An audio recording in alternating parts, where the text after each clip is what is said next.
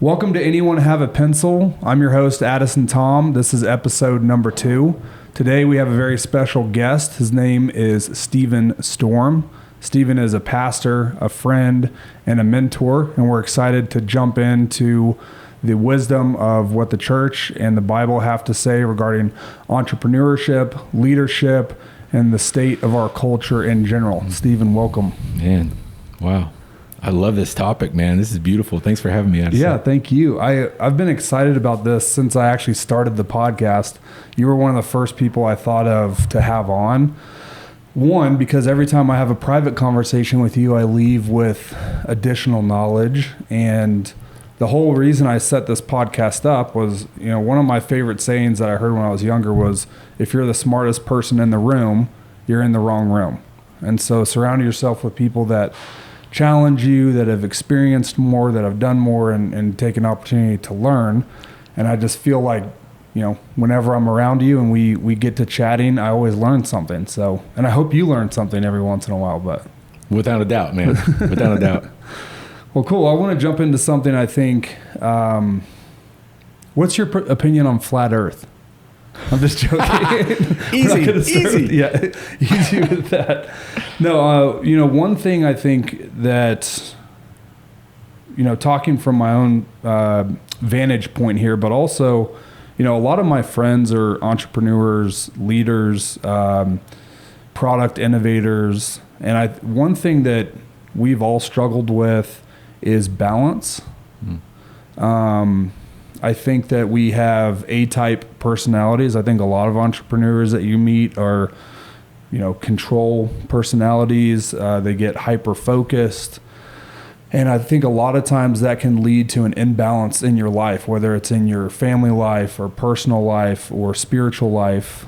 And so I'm still learning that. Yeah. I would say that in my, 20s and early 30s, I had a really big problem with that. I was hyper-focused and driven to accomplish what I felt like would provide value in my life, and almost, pushed everything else out. Yeah. It wasn't until I met my wife and had children that, it was kind of forced of, hey, if you care about these people, you love these people, you need to make an investment in that relationship too. And that kind of, tilted me on my axis, if you will. Sure. But what would you say the wisdom is there on how to find a good balance and how to invest in all of those aspects of your life? I think that's a good place to start. Man, first of all, let me just say, I am similar to you in that the answer to this question in large part has come through my wife, and just how great she is to me, for me.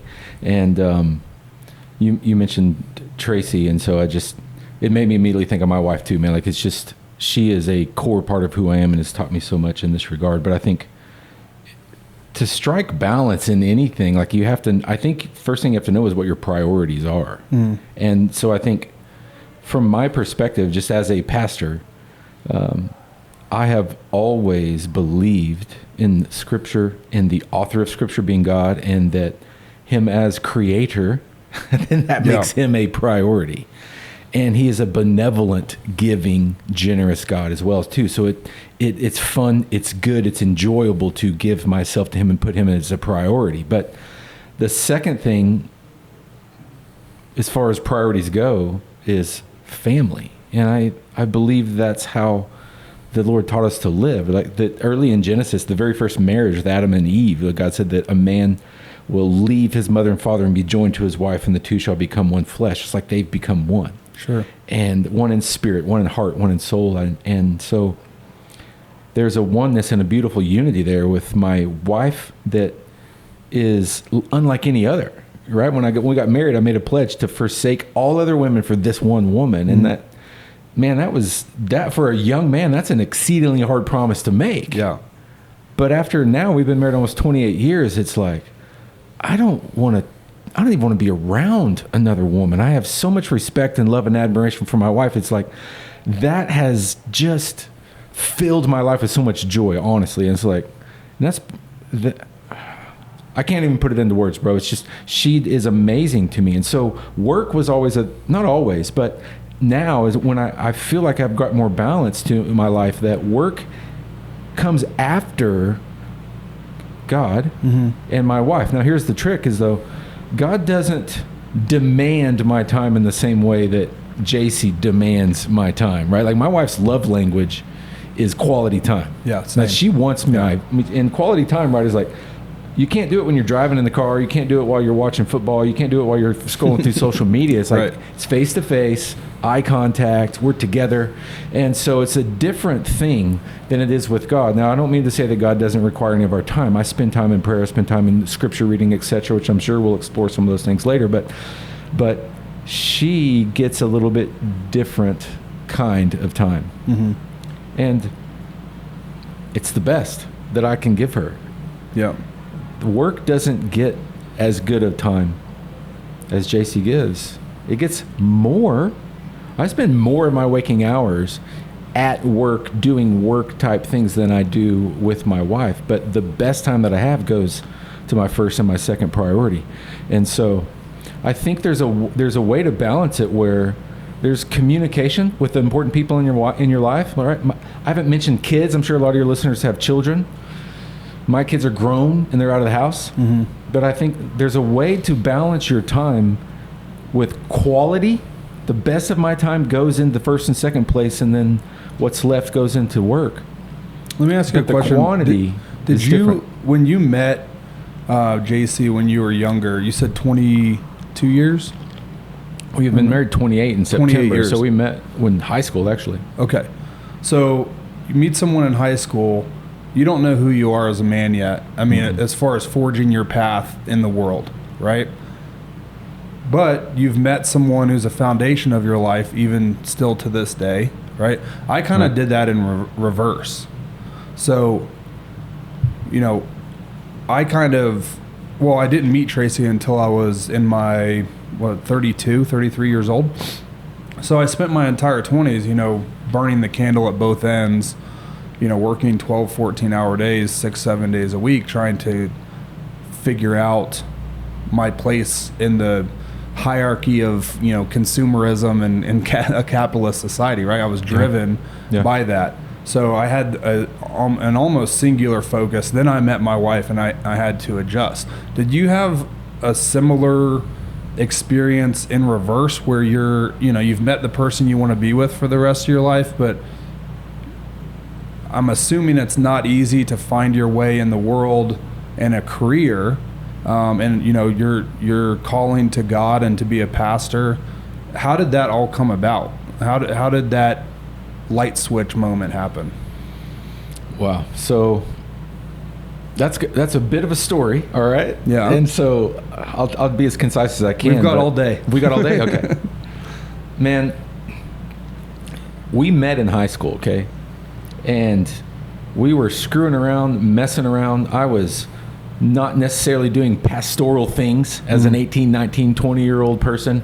And when we were young, 19-year-olds, partying, running around, I ended up getting her pregnant. And we had a son, our first son, at the age of 20. All right, wow. Before we even got married. Our son was 2 months old when we actually got married. It's a shock to the system.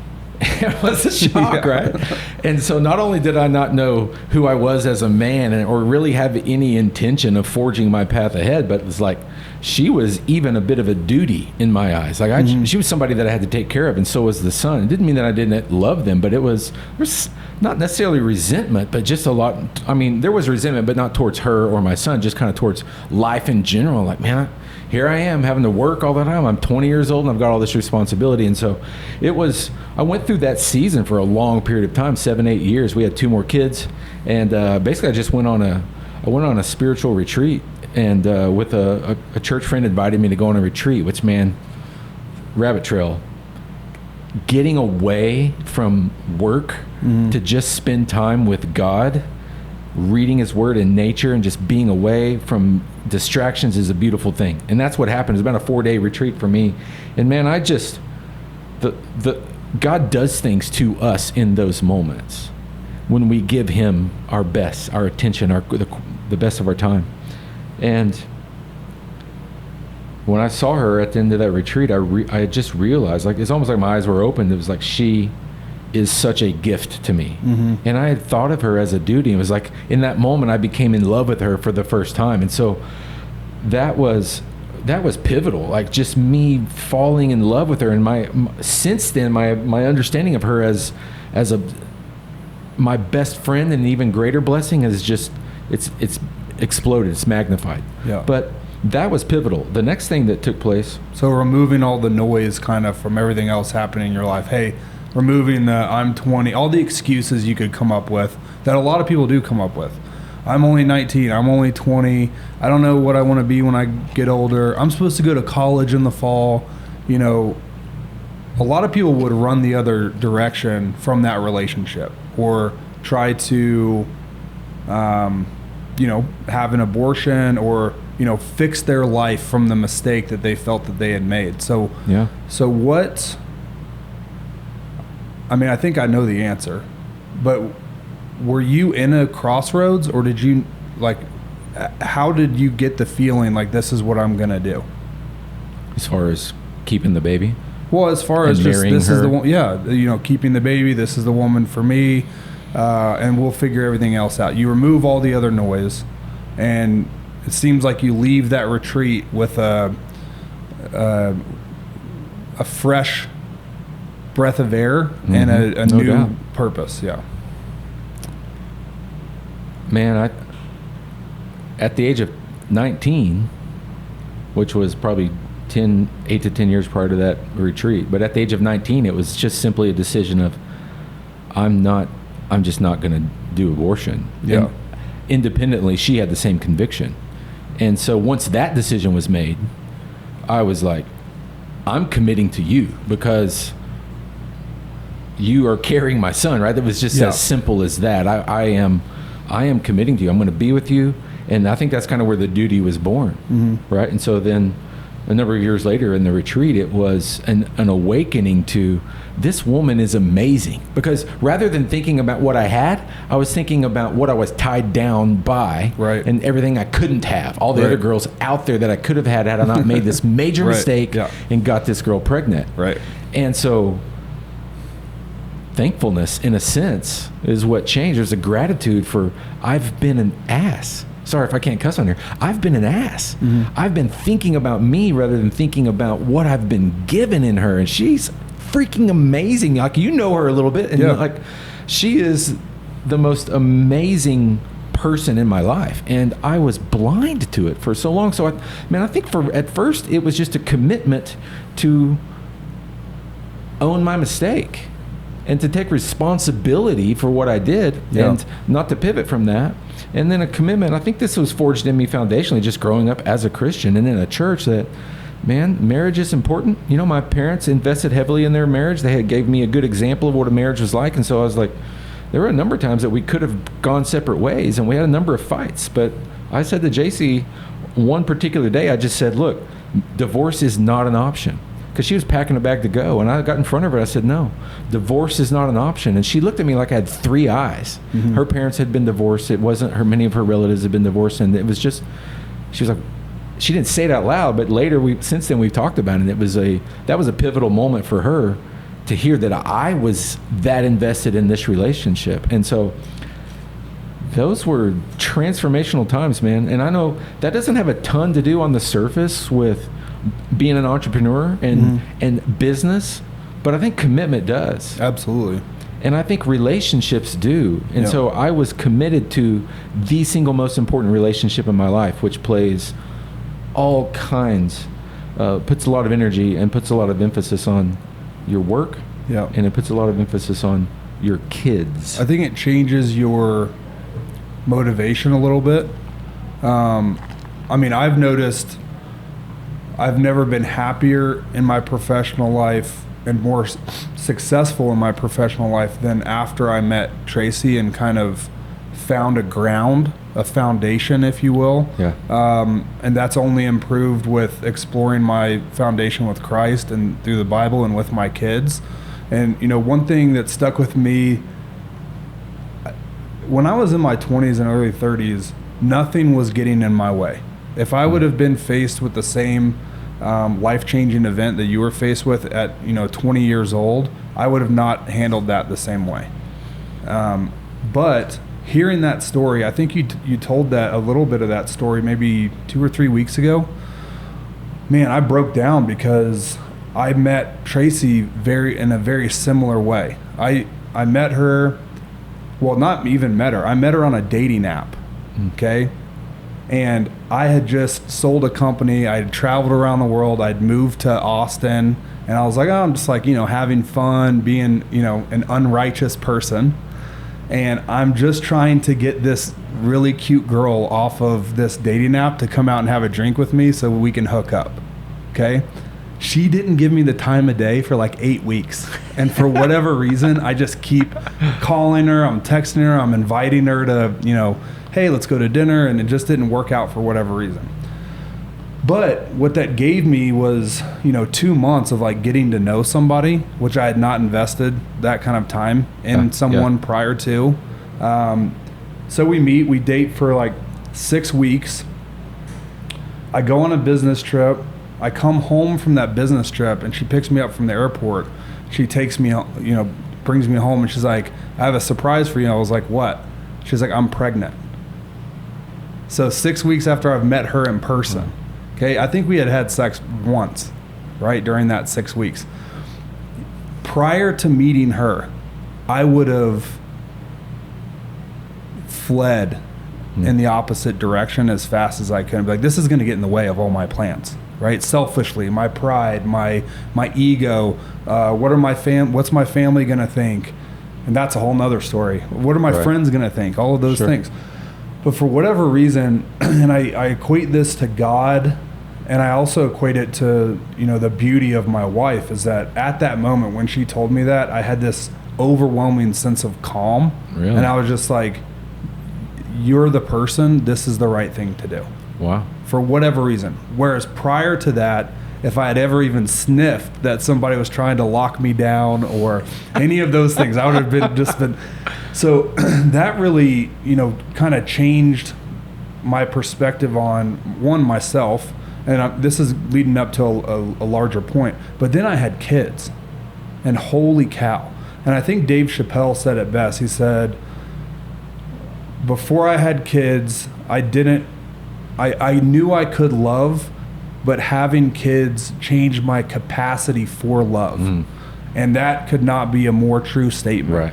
So now, someone who had avoided, emotional entanglements or vulnerability or any of those things, I'm getting all of that at one time, right? And so it changed me as a man. It changed me as a leader, as a business owner. And it changed my purpose. So now I'm like, I'm providing, I have responsibilities for these other people who I genuinely love and care about. They're my favorite people to be around in the world, right? And so it went from this drive of like, I just have to reach the top, to I just want to provide for my family and enjoy what I'm doing, build a future for my family, but also have that connection part of my life, which is more rewarding than any amount of a check that you could ever write. So it's crazy how that happened. I feel like it happened at the exact perfect time. And then that's also what brought me back to God, is saying, I think turning my back on my relationship with him for so long, and then realizing like he didn't go anywhere. He was looking out for me the whole time. And in fact, if it wasn't for me being in a situation where Tracy got pregnant, I don't know that I ever would have been smart enough to look at her and be like, that's the person that I'm spending the rest of my life with. I don't know that my brain was even capable of doing that at that time. And so what a blessing that was, and what an opportunity that was provided by someone who I'd turned my back on, and then said, hey, I'm still here, and also, what are you going to do with this? Dude, we got more in common than I realized, man. Yeah, isn't that crazy? Yeah. When I heard that story, I never knew that story, but when I heard your story, I was just like, that is insane, that it's so similar. Now in two completely different parts of our lives, right? And I think I needed that, 15 year, 12 12 years or whatever in between because, I'm a knucklehead. So if you would have met me when I was 25, you would have been like, that guy is a real something. But it's interesting how that works. So coming back to that, right? Family, balance with work. You're also, in addition to being a father and in addition to being a mentor to a lot of people, you're also a leader of a church, right? How much of that is like CEO responsibilities? How much of that can you off-shell to other people? How do you envision your leadership role within a church? Wow, man. That's a great question. So I would say there's quite a bit of CEO stuff to do as far as just being the responsible person at the top of the organization, as far as just execution of things.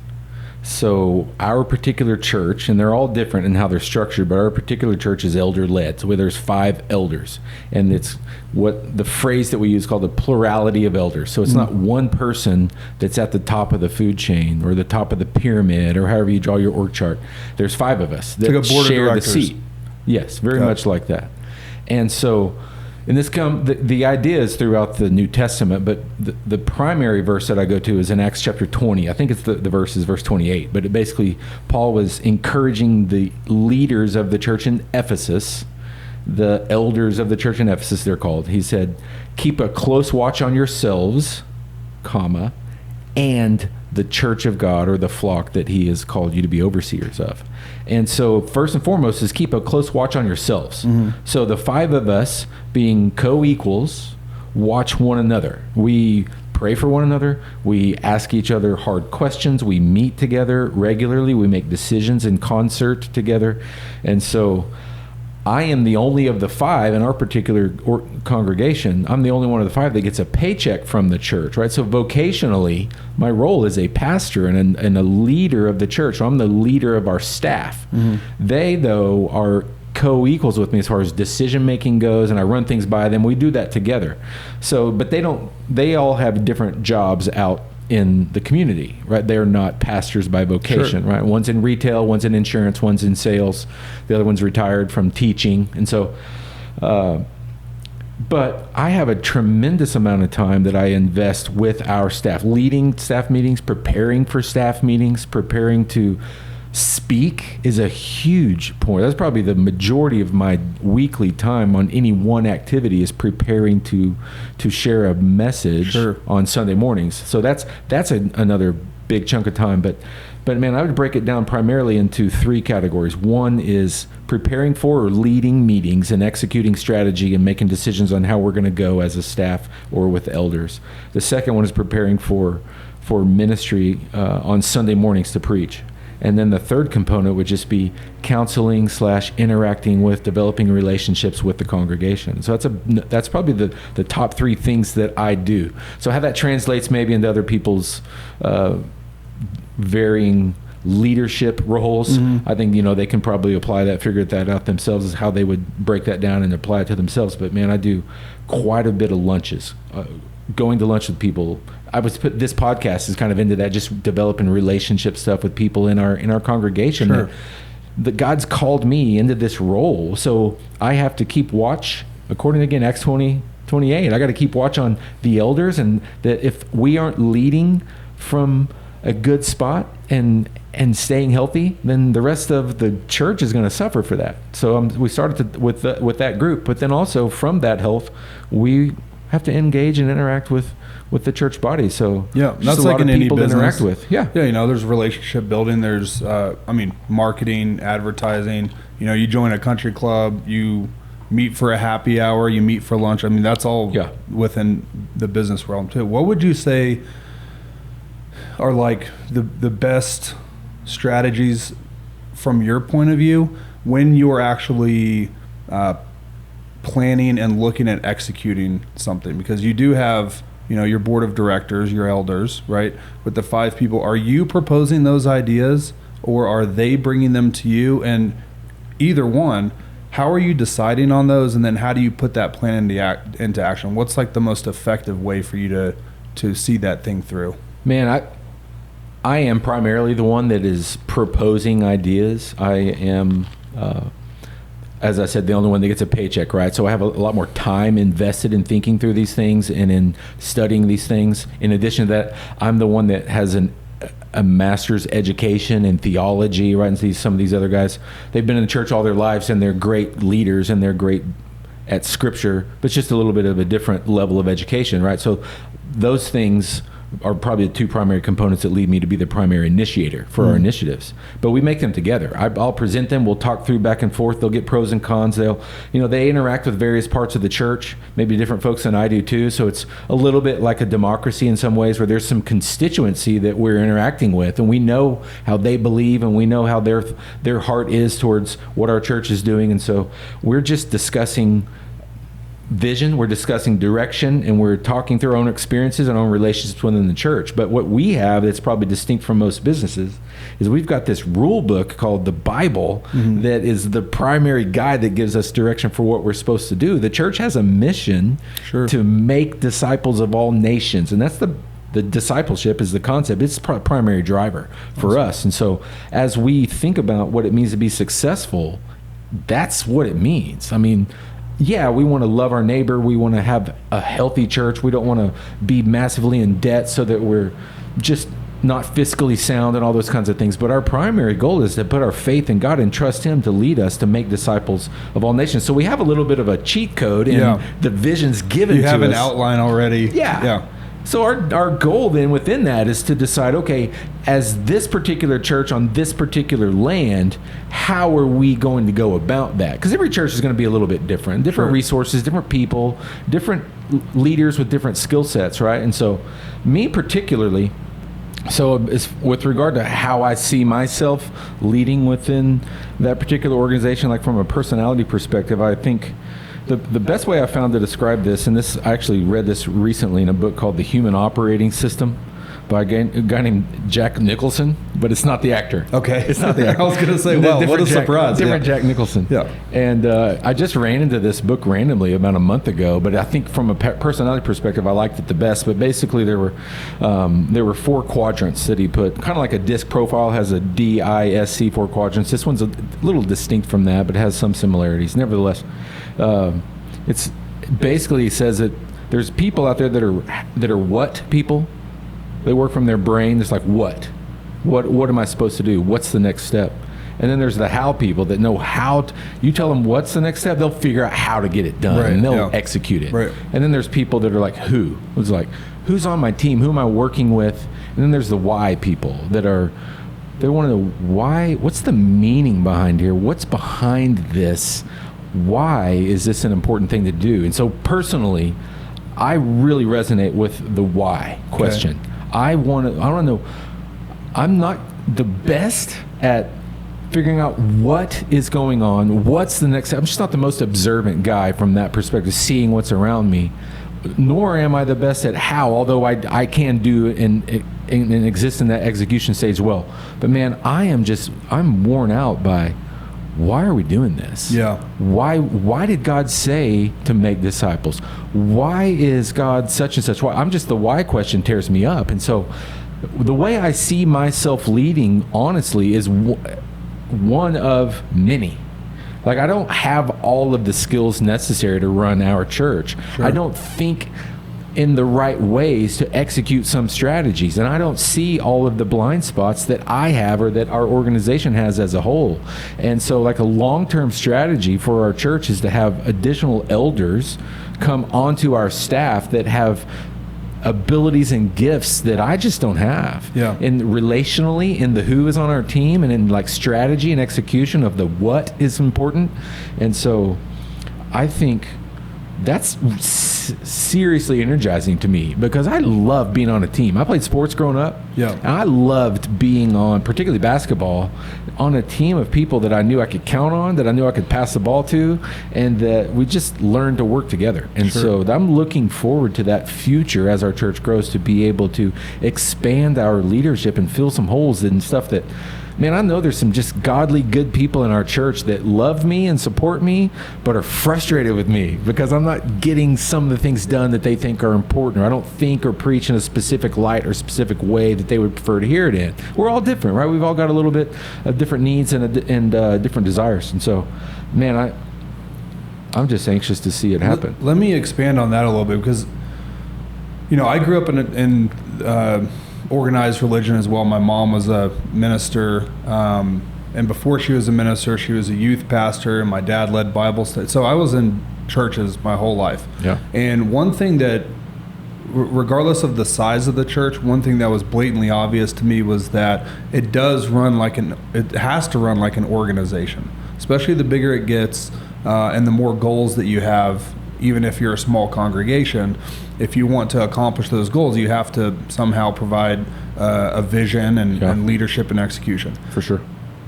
I also think that God, you know, in the Bible, chose leaders for specific reasons and specific purposes, right? Gave them, you know, natural abilities. Sometimes I feel like, you know, God gave me some of my biggest gifts that can also, if not, you know, utilized in the right way, can turn out to be harmful to myself and others. Yeah, sure. What do you think God was looking for in a leader? What does he say about leadership? And what do you think is important in a leader? Wow, that's a huge question, man. But I think very, very simply, the only thing God needs in a leader is trust. To trust him. Yeah. To walk with him and to do it his way. That's all he needs. Like, he's going to give you the direction. I mean, like Moses in Exodus, like God said, Moses, the burning bush, like, I'm going to take you to Pharaoh and you're going to deliver my people out of slavery in Egypt. And Moses Along the way is like, I'm a terrible speaker.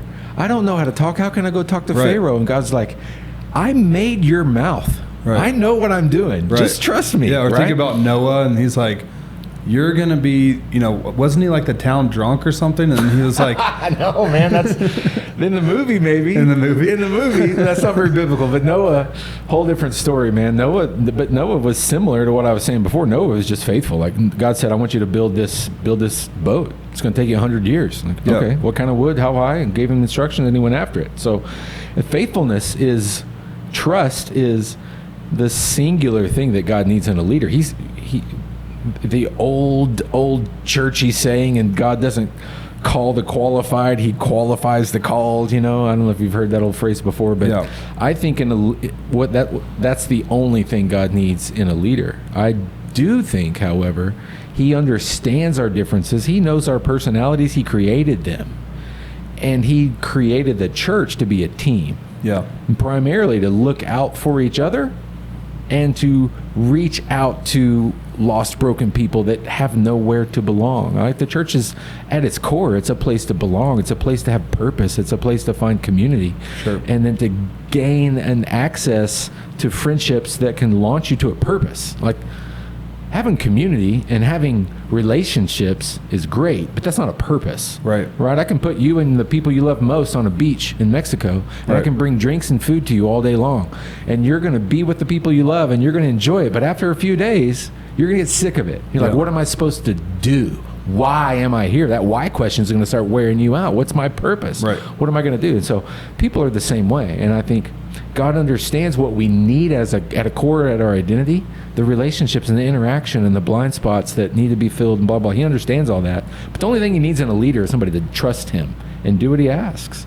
Follow him. Yeah, I mean, I think, you know, there's a lot of common wisdom and modern wisdom regarding leadership and what it takes to run a company and what it takes to be a good leader and all of those things. And to me, what I've boiled it down to, and I want to pivot this to a conversation about pride and being proud in your work and in your life as well. But what I really think it boils down to is truth, is an honesty. My closest relationships and the most success that I've had as a business owner, as a leader, and being led is truth. And my friends and my wife will tell me this all the time after we leave hanging out with each other. I mean, these are people that live all over the world. I could not see them, for a year at a time, and we'll get together and it's like nothing ever changed. We are so brutally honest with each other and in our challenges of each other to be better men, better husbands, better, in success. And the only reason that truth works is because I trust them. I trust them with their words to me. And I think that goes in organizations as well, is that to be a good leader, you have to have the trust of your peers, your subordinates, and the leadership above you. And the only way to build that is through an actual trust, that they know when you say what you're going to do, you do it, and that you're not going to sugarcoat things that are, going poorly. That's a death sentence in business. If you can't hear criticism, if you can't hear like, hey, we're close to the cliff, we need to adjust, like pull up before you hit, Yeah. You're done. It's good. And so and from listening to what you're saying and what it sounds like you have with, several people, but those 5 people on your board, is that you have a level of trust and you have a level of truth with each other, that you hold each other accountable and you challenge each other to accomplish the things as one group moving, towards your own goal. That's 100% true, man. And with regard to trust, that's 100% true as far as what it takes to lead an organization. I think you're 100% right. And we do have that, but it's something that we work at. It's a little bit like a garden, man. You can go through your garden, you can pick out all the weeds. But if you just think you're done, Yep. there's going to grow back. And there's consistently more hard conversations to be had. And that's something that we're leaning into as a staff and as an elder board, is let's have hard conversations with each other and with people in our church, right? I mean, we have to be kind and we have to love people, but that doesn't mean that we can't exhort them, right? And exhortation is not a word that we hear a lot in culture, but it's an encouragement with a correction. And it's like holding somebody accountable. And you have to do that with people that you work with too, but it's exceedingly easier to do when there's trust, when there's a relationship. Absolutely. That we're pulling the weeds out and you're getting into stuff together. And so, man, communication to me is one of the most difficult things to do. And one of the things that I've done that has hurt trust since I've been in leadership at this particular place early on. I've only been here 4 years, right, as far as in this role as the teaching pastor. And early on, I was very defensive of my ideas and very defensive of other people's feedback towards them. And I didn't create an environment that was open to feedback towards me. And so I didn't get a lot of good feedback. And unfortunately, when you have a defensive posture like that, that doesn't heal overnight. You can't just go to somebody and say, man, I apologize that I did that. Next time you have an idea, let me know. I promise I won't hurt your feelings. They're going to be a little shy. Yeah. And so it's taken years and months and years for me, A, to change, and B, for them to start responding more openly to me, for that trust to grow in both directions. Yeah. I think they trust me. They trust that I have integrity, that I'm not beating my wife, that I'm truthful, that I'm going to be there, that I'm going to do what I say I'm going to do. But they didn't necessarily trust me to receive their feedback, concerns about my attitude or my activity or my ideas. And so that's been a major, major challenge for me, just on an emotional intelligence side, to be like, hey, man, take a breath. This person has an idea about what I said or what I did or where we're going. Let it get on the table. Let it marinate for a little bit. I don't have to just jump on it and crush it because I don't agree. So yeah, I love that. I want your take on this too. I actually brought this up on another podcast, but it's kind of I don't want to say it's a mantra, but it's something I heard Jordan Peterson say, and man, it stuck with me. I probably heard it like 3 years ago, and from 180 degrees, think about myself within this context, but also other people. And what he said was, pay attention, surround yourself with people. He said, pay attention to how others react to the good news that you share with them. And then he said, pay attention to how they react when you share bad news. And that really kind of like set me in a tailspin, because I've thought about that so much, where especially in business, when you surround yourself with people, or, you know, you want someone to be excited for you, and you share good news, right? And they're not in a place that they can accept that good news, or they try to manipulate that news in some way that benefits them or whatever. But more importantly, how they receive bad news and what their reaction is to you, and how they use that information against you if they weaponize it. And also, from my perspective, am I even someone you can share bad news with? Am I even someone you can share good news with? Do I get envious? Do I get jealous of the good news? Or if you share bad news, do I have the empathy to stand with you and try to help you through what you're going through? And I was not always that person. I'm working on that every day. But man, that, for some reason, that saying on just that communication with other people is share the good news, share the bad news, and then sit back and see how they react. Watch their facial expressions and watch what they do next, because it'll tell you everything that you need to know about that person and their intentions towards you. What are your thoughts on that? A lot of questions. Okay. You know, like, that sounds very interesting, but what am I looking for exactly? Did he elaborate on that? Do you remember, as far as examples of what he saw in people and things that it led him to believe? Like, I'm inclined to think that that's a wise question to ask and an observation to make, but I'm curious. He did, and I can only kind of share with you, like, from my personal experience, paying attention to those things after hearing that, what I've noticed. What I've noticed is I want to surround myself with people that, regardless of what they're going through, if I share good news, they're happy for me and they want to celebrate that. Yeah. And I want to be that person for them also, right? And conversely, if you share bad news with someone that you otherwise would have thought was a confidant or a friend, and they break that trust, that is someone that you should remove from your circle, because their intentions are harmful towards you. Why would you weaponize something that I came to you with in a moment of vulnerability? And vice versa.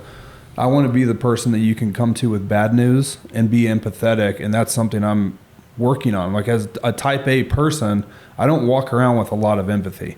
I have a lot of an old school, you know, the way I was born and the way I was raised was, you pick yourself up by your bootstraps, you dust yourself off, and you just go after it. Stop making excuses. And I think that's also important. You can be empathetic, but you also have to have the patience and the ability to help that person up if they need help, and to help them get back on track, because we all fall. We're all going to fail. We're all going to fall short. And the difference in the people that you surround yourself with are the ones that help you get back up and move forward. Yeah. No, man, that's beautiful. It's particularly the last 2 points that you made, man, that you want to be a place where people can land, people can share, and you can be empathetic, a safe place kind of thing. I think 100% I agree with that. And then you also want to be around people that are not toxic, right? That aren't going to weaponize your misfortune against you. Yep. The only thing that comes to mind, just as far as a caution, is that I think you could potentially, on the first thing you said, where you want to be with people that rejoice when you rejoice. I think there's times, though, when somebody's going through a struggle in their life, they're just, or super anxious about something coming up later that day, and you share great news with them and they don't react quite as great as you want them to, you know? I mean, you can't write them off, right? People have bad days. Definitely. But aside from that, man, that's beautiful. Yeah. Frankly, I'm going to have to think through that a little bit more and try to watch it in the people around me. But honestly, it makes me introspective, particularly from, do I rejoice when people share good news with me? Like, am I as happy as they're happy? I want to model their happiness, because it just challenges me with that idea.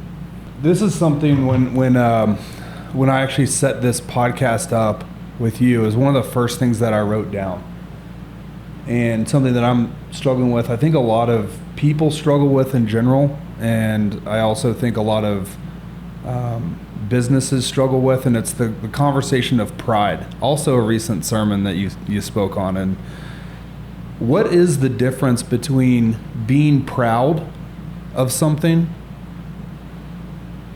and having pride affect yourself, or are they one and the same? Man, that's a unique question, I would say. I haven't been asked that before. But, I mean, being the literal guy that I am, it's like one's a noun, one's an adjective, right? So one comes from the other, from just different semantics or different syntax in the sentence. So I think at my heart, I think that they're the same. But I do think that there's a type of pride that is good. You can take pride in your work, like a job well done. You finish the job and you take a step back and you look at it and you're like, that's nice. I appreciate that. It's everything. If you built a cabinet, right? Everything's square. The door's closed. The paint job is clean. There's no hairs in it. I took the right steps. It worked out well. I'm proud of the way that this turned out. You can give it to your customer. You can charge a full price and have full confidence in yourself and in the quality that you created to give to your client. That is something that you can take pride in, right? So I think that's distinct from just being a proud person, which is arrogant. That you think too highly of yourself, right? So I think we can distinguish those two ideas. I would just caution that one leads to the other. Right. That an overabundance. You continue to do a job well done and you take pride in your work. I think the tendency is to let that start to creep into your identity. I'm a guy that always does great work. And then that becomes something that you have to defend. Right. Against attack or against feedback, right? Like my defensiveness, as I mentioned earlier, towards feedback is definitely a sense of pride. Like you're attacking something that I've created, and you're probably right, by the way, and I'm defending that. So that would be my caution. It's like, what is the desire that's being fed there? It's just something to keep an eye on as just a human being. I want to do a good job, but why am I doing the good job? I think that's probably the bigger question. Right. You know, Colossians chapter 3:23 is one of the core verses, just from my perspective in Christian entrepreneurism, is whatever you do, work heartily as unto the Lord, comma, not to men. So it's for God, not for men. Now, when it says for men, I think that's typically talking about for anyone else out there. I'm not trying to please them. But I think you can also say it's not to please myself either. This is unto him, right? It's an outward expression. It's not really for me at all either. So any man, including myself, I'm doing this before him. So it's like this verse is basically just saying, you know, when you're going to work or you're in the middle of work and your boss is in the room watching, like, you're doing a good job. Like you're trying to paint straight or whatever your particular role is. You're like, you're cognizant of all of that. You're doing your best. Be like that in your job because he's always watching. And it's for him. So when you finish that, to use a previous analogy, if you finish that cabinet and everything's painted and square and it looks good and you're like, I take joy in this quality work, that's not for me. It is for someone else. I've done it for someone else. And I think we don't understand that very well in our culture because we don't separate, or rather, we do separate like work from fun things in our job. In our lives, rather. Work is how we get our money. And then once we have our money, we're not working. That's when we do all the fun things that are enjoyable. But that's not the biblical perspective of it at all. In fact, one of the wisest people in Scripture, Solomon, I believe he wrote Ecclesiastes. He had some pretty pointed things to say just about your job. In fact, he said, let me just read it. I've got it right here in front of me. Okay. He said, there's nothing better for a person than he should eat and drink and find enjoyment in his toil or his work, his labor. This is from the hand of God. Eat, drink, and enjoy your toil. Like, that's what God gave us to be about. Now, there's a larger purpose in life than just that. Sure. But to find enjoyment in the work that we do, we can have joy in our work for just the sake of working, I think is a beautiful concept. And the Hebrew mind understood this differently than us. If I can say a word about avodah, you've probably heard me mention that phrase before. It's a Hebrew word that is translated, it's hard to translate directly into English in one word, but there's 3 words that are used to describe it in the English. Okay, avodah means to work, kind of like in the 10 Commandments when God said, 6 days you shall labor. This is talking about the Ten Commandments, the law to celebrate a Sabbath, the day of rest. He said, 6 days you shall labor, avodah, and on the seventh day you shall rest. So the distinction between work and rest. So it means work. Avodah means work. Mm-hmm. But it's also translated to serve, like to serve another person. And there's a story in, I think it's 1 Kings, I don't know, somewhere around chapter 6, somewhere in there. Rehoboam, the son of Solomon, was newly crowned king, and Solomon was a vicious type A taskmaster. Maybe not vicious, but he was a driving taskmaster. He accomplished amazing things. His son, Rehoboam, became king after him, and the old men came to him and said, look, your dad pushed on us pretty hard. If you'll lighten our load, we will serve you. And the word they used was avodah. We will serve you. So it's already mentioned as labor, but it's also mentioned in terms of serving another person, okay? And so, thirdly, it's used to mean worship. When God sent Moses to call the people out of Israel, or excuse the Israelites out of Egypt, he said, go and tell Pharaoh, let my people go, that they can come out on this mountain and worship me. And the word for worship is avodah. Yeah. So in the Hebrew mind, that concept of worshiping and serving other people and being about your labor or your toil was wrapped up into one word, where here's what I think the application is. When I'm serving you, Addison, if I came to your house and helped you with the project, or when I come over and help you with the podcast, or if I'm toiling at my desk, or if I'm on my knees in a worship service with my hands in the air, all of that is as unto God. I'm not doing it for a favor from you.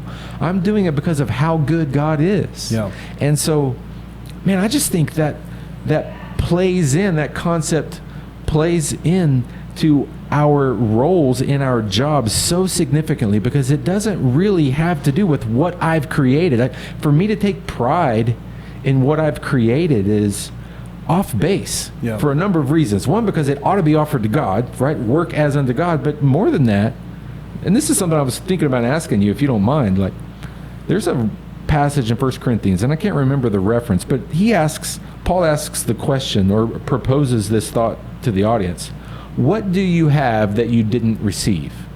It was a rhetorical question. What do you have that you didn't receive? Yeah.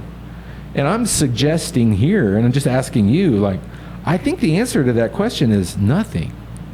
And I'm not saying that you haven't worked hard, that you haven't been responsible, that you haven't built a successful business. I'm not saying that. Yeah. But I'm saying everything that you've used to get there, your intellect, your psychology, your upbringing, your skills that have been developed over time were done so in a body and with the intellect and with the opportunities around you that you were given. You didn't get cancer at a young age, right? You didn't get T-boned by a car on the way over here.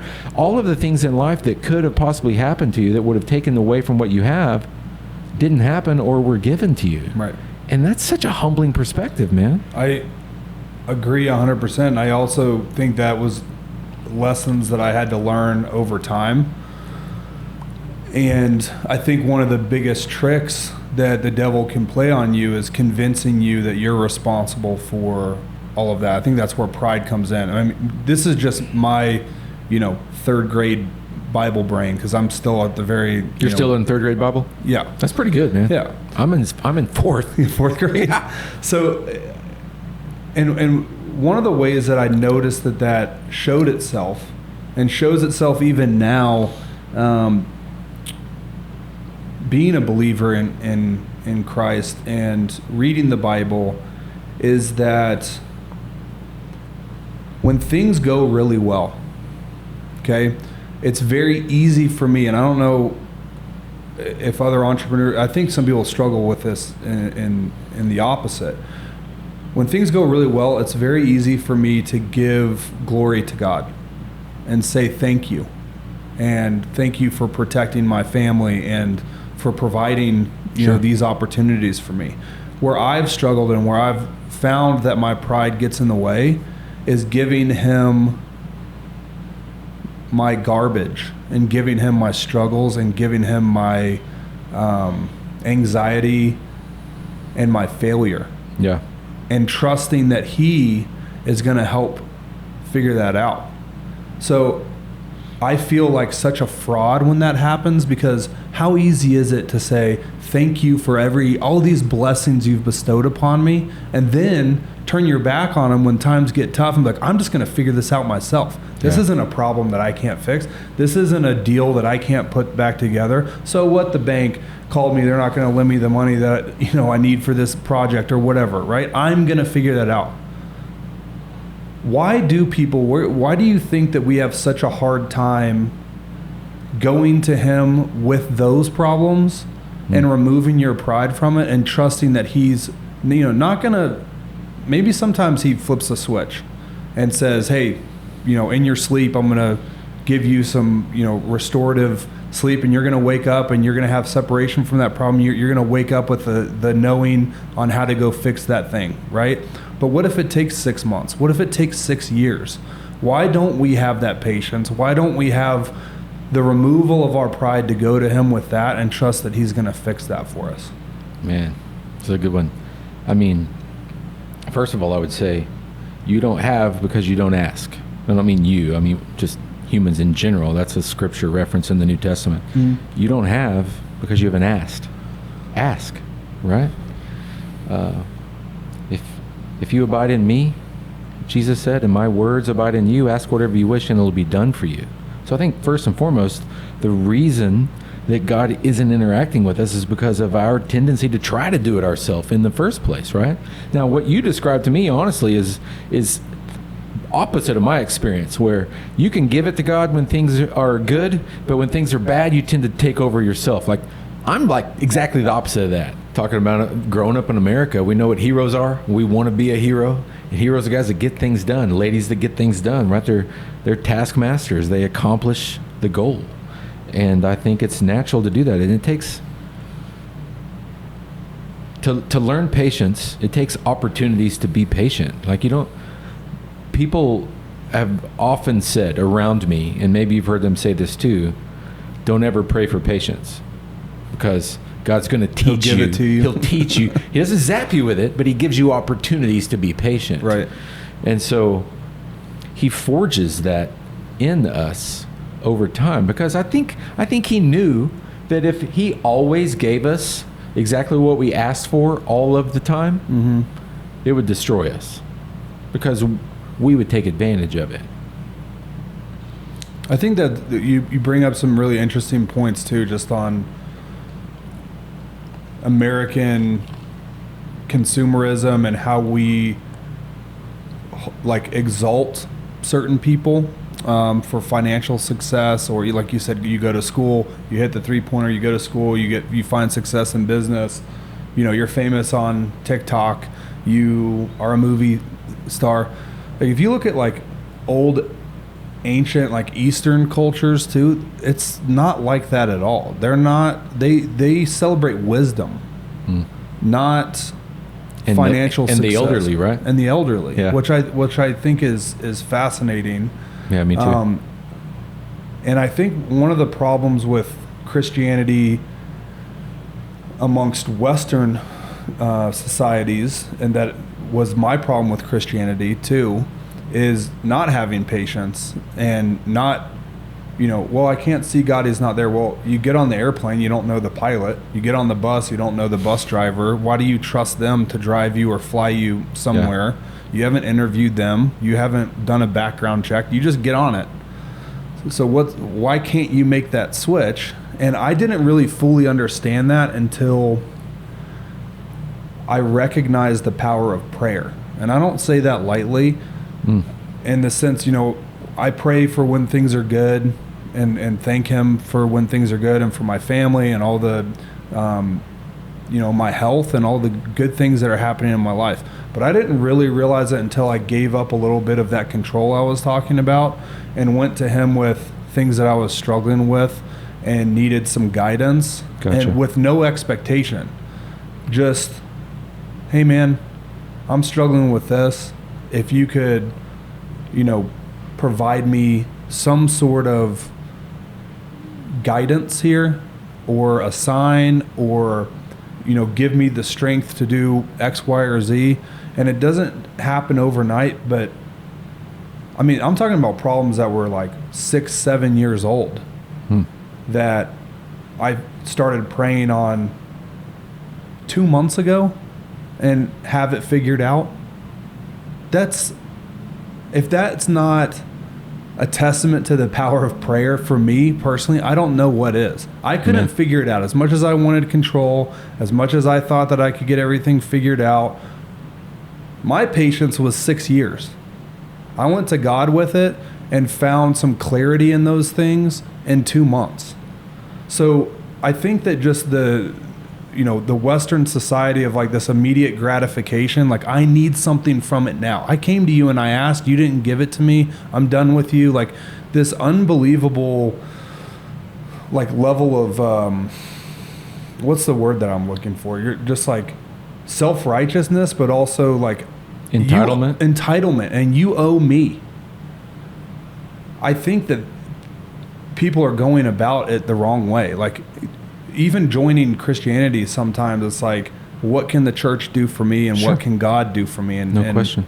And how do you change that? How do you shift the minds of people for what Christianity really is about, and not lead with, because a lot of times I hear people in churches too, and Christians can be guilty of this also. It's like when they talk to people about Christianity, they just promise them all these amazing things that will happen to you in your life, and some part of me in my gut feels like that's the wrong way to go about it. Of like, hey, you're struggling right now, but if you just do everything I tell you you're going to do, you're going to live this amazing life. You're going to go to heaven. You're going to live forever. All of these things.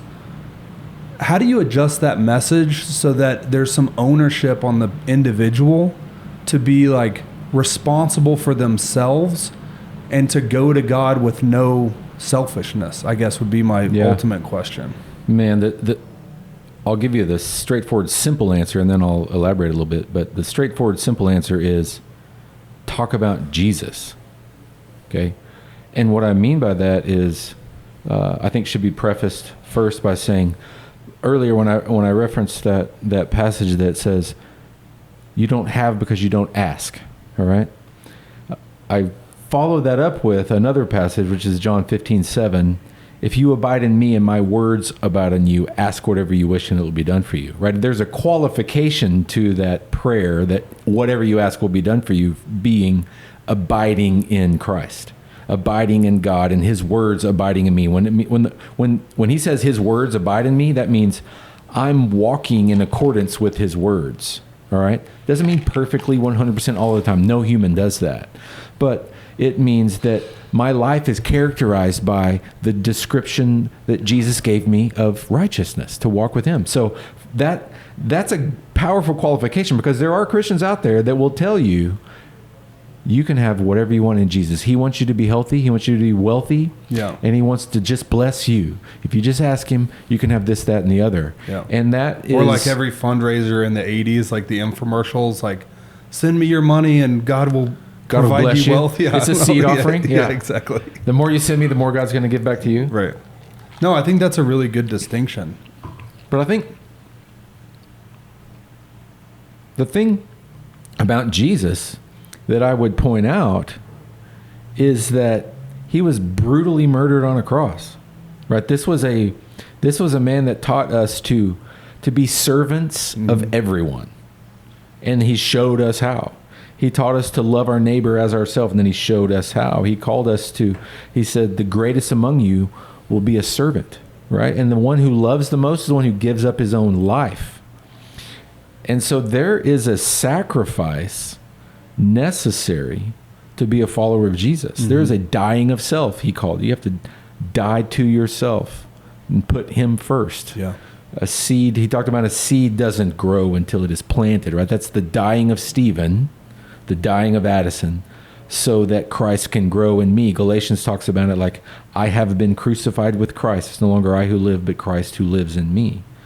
And so there is a dying of self that is always a part of the Christian faith, where this isn't about me. My work isn't about me. It is unto God. I am offering this to him. And there's a suffering there that I think a lot of those health and wealth theologians overlook. There's a whole vast amount of passages that God is like, I am going to bless you. I will bless you. Walk with me, and it's going to be a blessing. But that doesn't always mean it's going to be the blessing that you have in mind, which is more money or a bigger house or a jet or whatever you think will make you happy.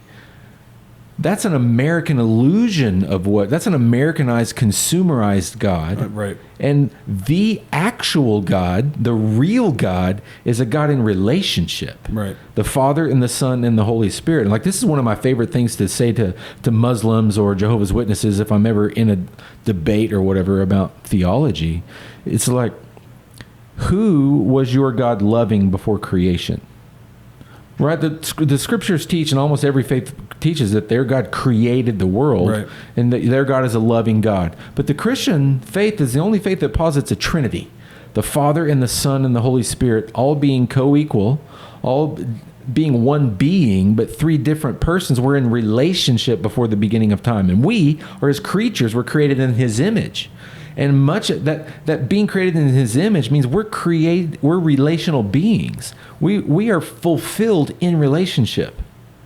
And so the blessing, the very biggest blessing that we ever get, is nearness to God, nearness to His Son, understanding Him, being in fellowship with Him, being overwhelmed by His grace and by His love is the best thing on earth. The near second to that is our marriage, which is a relationship.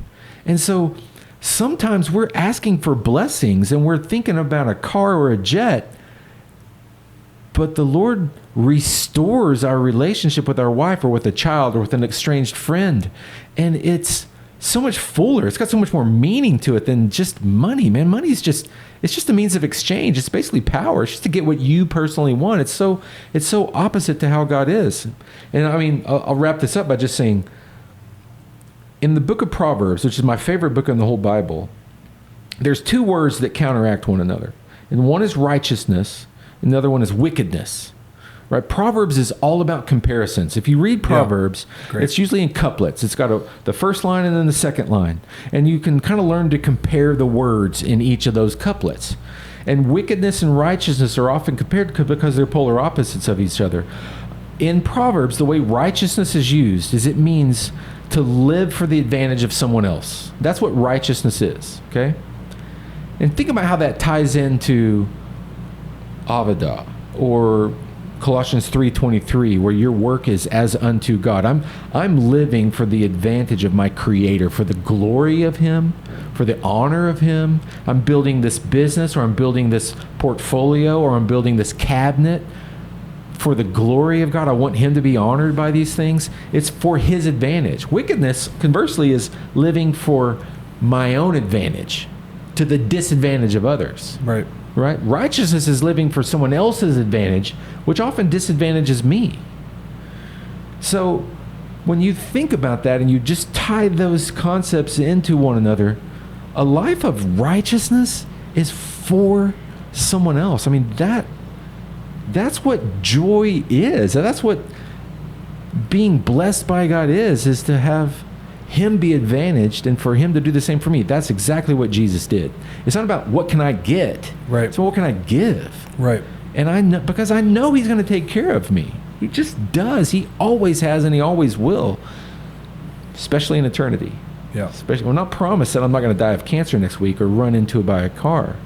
But in the meantime... Or both. Or both at the same time, At the right? same time. But in the meantime, man, He's the one I'm working for. Yeah, I really think that's what ultimately did it for me too, when we had that first conversation of just what Jesus went through and what His sacrifice was, and that, you know, the way that I took that is that might be the most perfect gift, if not the most perfect gift that's ever existed anywhere. And that your relationship with Him is one of deposits and withdrawals sometimes, and that you need to make way more deposits than you make withdrawals. So it is not a relationship of what can I get out of this. If I just follow the steps, I'm going to get to here. You know, like almost some sort of corporate ladder that you're climbing. It's what can I do to serve Him and the benefits of that are everlasting, and that's what you have to concentrate on, not some sort of immediate gratification or self-serving goal that you think you need to accomplish in this life. I think that's the message I needed to hear anyway. Man, first of all, I want to agree with that, but I want to qualify it in just a small way. And I think for sure our attitude towards Christ should be one of honoring him and giving of ourselves to him. But make no mistake about it, though, we will always and forever receive more from him than we can ever deposit to him. Right. And I think that's basically the gospel message, is that I've saved you because of my righteousness, not because of yours, not because of anything that you've done. Right. That he doesn't love us because of what we do. He loves us because that's his character. But we do what we do because of his love, not in order to get it, Right. Yep. And I think that's a hard thing for people to wrap their minds around, because we grow up in a Santa Claus world. You do good, you get toys. You do bad, you get coal. Yeah. And that's true in our relationships too. If you treat Tracy right, if I treat JC right, she responds back. If I get out of line, she's going to smack me around. The Lord isn't like that. He's faithful, he's just, he's forgiving, he's merciful. He restores us. He leads us to walk in good ways. He's faithful when we're faithless. And that is why I worship, man. That is why he's the Lord. Let me go back to this concept of Avodah really quick. Yeah. So when I first heard that, and we've had a couple of conversations about it, but just sitting here listening to you talk about it again, it sounds like almost a cultural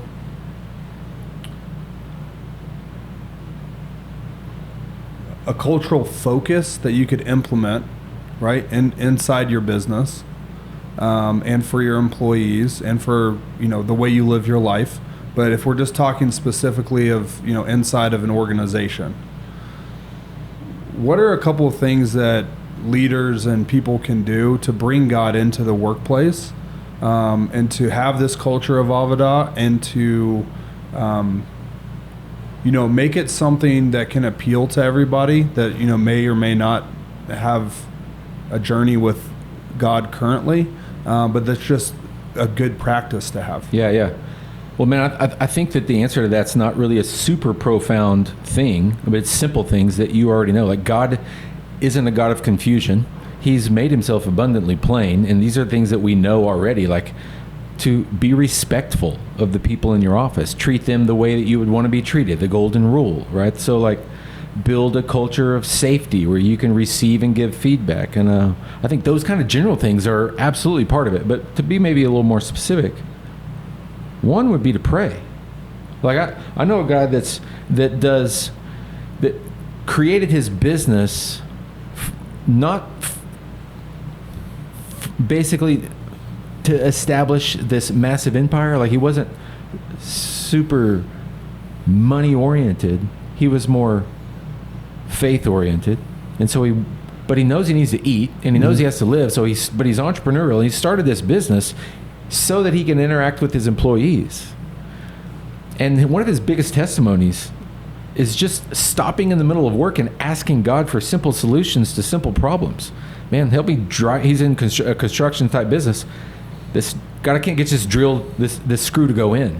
Like, just right in front of his employees. Father, would you help me? Would you help me drive this screw in? And I mean, over and over, little things like that, 10, 20, 30 times throughout the course of the day, he stops with his people and he voices to God a simple prayer for a simple task. And as you said before, one of the most amazing testimonies that you've personally seen and experienced is his answer to your prayer over the years. Well, his employees started seeing that happen in his life because he was asking God in front of them, and the Lord was helping. The Lord was literally helping them with dumb, little, simple stuff. And he was able to just give thanks back to God. And so, man, I think there's much to be said also for just doing quality work. And when you get an opportunity, you don't have to be grandiose about it, but when you get an opportunity, just give the glory back to him rather than to yourself. Just try to be a person that works with excellence. God is the creator of this gorgeous world that we have. Like he's the inventor of DNA, the double helix, the Grand Canyon, all these kinds of things that we look at and are just mesmerized by this beauty that he's created. He's an intricate designer. Yeah. And he's given us the ability to create beautiful, intricate, complex things. That's from him. We do it with excellence in order to honor and glorify him, man. So I think relationally, it's to respect the people that are around us, to build relationships with them, to be about what's best for them rather than just the task, you know? Mm-hmm. I think that is an exceedingly hard thing to do. Yeah. Because the type A person, the entrepreneur, it's driving, you know, if we don't get this done, we're not going to make ends meet, period, right? Well, what and who has to be crushed to get this particular job done? Is that end really justified by the means? So I ask those kinds of questions because the most important people around you are the ones that you're working with, the ones that are on your team. Absolutely. And if they're getting hurt or if they're dispensable, then you're missing an opportunity to invest in the people that are going to make your business successful. So it slows the timeline down sometimes, but I think in the long run, it's much, much more profitable. Love that. I think that's great advice. All right, I want to ask you a couple of kind of rapid fire questions, but I'd like you to expand on them and then we can wrap up. Outside of the Bible, is there another book that's had a profound effect on your life? Yeah, man, I would say The Master Plan of Evangelism by Robert Coleman. It's a Christian classic. It's called Master Plan of Evangelism. Basically what it's about is the master, Jesus, and his plan to evangelize the world or share himself with the entire world. And it's a surprising book. It's not about how to share the gospel. It's actually a deep look into what was Jesus's leadership strategy for reaching the entire earth with Christianity. And it was to invest his life over a 3 to 4 year period into 12 men. I mean, that was his plan. Yeah. That was his strategy. Right. Is to choose the men by prayer and then to invest his life and to teach them and to train them and to model into them what it's like to be a person of God and then to send them out to do it upon his death. And so it's a really beautiful book. And in fact, I remember when I finished reading that book, I was early on in my seminary degree. I finished that book. No one else was in my house. My kids were gone. And I just closed it. And I literally got down on my knees and I said, God, wherever I go, whatever I do, I'm going to be about discipling people like your son did. I'm committing my life to discipling the nations. In fact, that's just the way Jesus sends the book of Matthew. Right. And man, it was like 6 weeks later, I got a phone call from another church inviting me to be a discipleship pastor at their church, like unprovoked. They just kind of came out of the blue, and like God just began to start working in my life in some pretty miraculous ways as I just submitted to that call on my life. So that was a massive change in my life. It's a beautiful book, man. I love that. I'll have to check that out. Another question I have for you, and I like to kind of explore like best practices that everybody has. What's something, a routine or something that you do in your daily life that prepares you for the day or helps you perform? Getting up early. How early? What's early? 5. 5, okay. Yeah. The 5 a.m. club, if you will. Man, that's been a big transition in my life. I'm not militant about it. Like I'm in a season right now where I've been overwhelmed with some tasks and some things that it's not healthy, and I'm not able to do it at all. And it's summertime, right? School's out of session, but in the fall, in the spring, Monday through Thursday, get up 4:30 to 5 and go work out and just get some cardio in, breathe, sweat. That is major for me, man. It sets the tone for my day. And then I get to my office after that and I can just open up my Bible and be alone with the Lord and to just dig into his word, man, the quiet time. And so another one I would say too is I was given a gift when I graduated from college, and it was a moleskin from a friend of mine. Mm-hmm. It was one of those pocket size one. I don't know the exact measurements, but it was like, I don't know, 3.5 by 5 maybe. And it was on my counter, and it was on my desk, my chest of drawers in my room for like, I don't know, years. I never touched it. Cellophane wrapped. I just never touched it. And finally, when I was first called into the ministry, I grabbed that thing and opened it up. Man, I wanted to use it, and I started to journal in it a little bit. Started to fart around and journal in that thing, and then I was like, I need to carry this thing with me. But I'm kind of practical too, so I'm like, I don't want to carry a wallet and a journal Right. at the same time. Right. So I got some duct tape out, and I tore the duct tape up, and I folded it backwards, and I basically made this little makeshift pouch to put my ID and my credit cards in, Okay. and I slid it inside the moleskin, Okay. which has become my wallet for about the last 12 years. Wow. And so that morphed into a habit of journaling every day about my quiet time, number one. Number two, writing down prayer requests that people gave me. Like, you run into somebody and they want, man, will you say a word of prayer for me? Will you pray for this? Or somebody texts you, pray for someone, Johnny or Susie or whatever. They've got cancer or they need to have surgery coming up. And I was like, I need a place to capture these things so I can actually do it. So I started to create a prayer list in the back of that journal where I literally wrote down my prayers. And then I literally wrote down insights from my Bible study that morning on a daily basis. And man, that was transformational for me. Over a 10-year period of time, I saw God answer prayers. I saw him mold in me a heart that loved wisdom, because I made a commitment in those days to read Proverbs every day. Read the book of one chapter a day, because in Proverbs there's 31 chapters, the book of Proverbs. And it's a book about wisdom written by Solomon primarily. And so there's 31 days in a month. So whatever day of the month it is, you just open up the Proverbs in that particular day, that chapter, and you read it. And I would pray about it. I'd do a little study on it. I would dig into it. I would maybe write a little journal in my moleskin about it. And if the next day I stayed up too late or I got sick or whatever, I didn't let one day beat me twice. I just, whenever it got to the 10th day of the month, I would just make sure I just pick up on the 10th chapter of Proverbs and just keep that routine going. And I did that for up until about the last half of last year. I kind of got burnt out on it. I was just like, this is starting to feel routine. It's starting to feel rote. Mm-hmm. And I changed my routine on that. And this year I started doing Bible recap. I don't know if you heard about that before, but it's a reading plan on the U version of the Bible. And it's a daily reading where if you start January 1, by the end of the year, you've read the entire Bible. Yeah. And there's a little video that go along with it that Tara Lee Cobble, the host of it, basically explains what you've just read, which is sometimes very, very helpful, because you're like, what the crap did I just read? And so that's been great for this year. But I'm definitely, starting next year, going to go back to the journal and the proverb every day, because bro, I miss it. Yeah, I'm hungry for that. I'd also recommend Meditations by Marcus Aurelius. I think that's a fantastic book, especially from somebody that's just like in the midst of it and failing. And for me, as in business, it's been extremely helpful. I also read Proverbs. I try to read Proverbs every day. Generally, it ends up being like I'll read it for like 4 days in a row and then skip a day and then read 3 passages the following day, something like that. But that's a fantastic book. Man, I really appreciate you taking the time to do this. Dude, thank you. I don't know about you guys, but I'm probably going to have to play this back like 4 or 5 times. There's so many good nuggets in here. But where can people find you or follow you or learn more about Victory Life and some of the missions that you have going on?